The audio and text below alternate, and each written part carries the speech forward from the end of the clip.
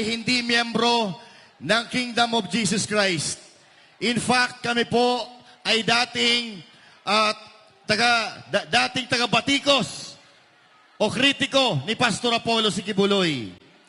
Pero nagkamali po kami ng pagkakakilala sa kanya. Yung nasa isip po namin ay kabaliktaran pala sa tunay na pagkatao niya. Imbis na kami ay kagalitan ni Pastor, kami ay kanyang inimbitahan doon sa Kingdom of Jesus Christ para mag-obserba. Pero napatunayan namin na si Pastor Apollo Sikibuloy ay isang hero pala. Bakit hero? Si Pastor Apollo Sikibuloy ay nagligtas ng napakaraming buhay.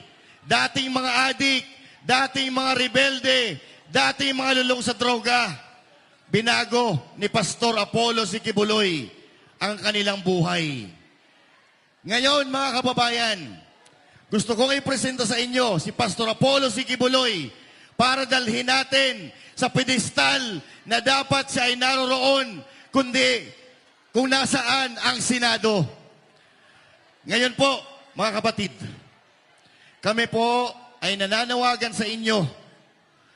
Sama-sama po nating ayusin ang Pilipinas sa pamamagitan ng pagboto ng mga tamang kandidato.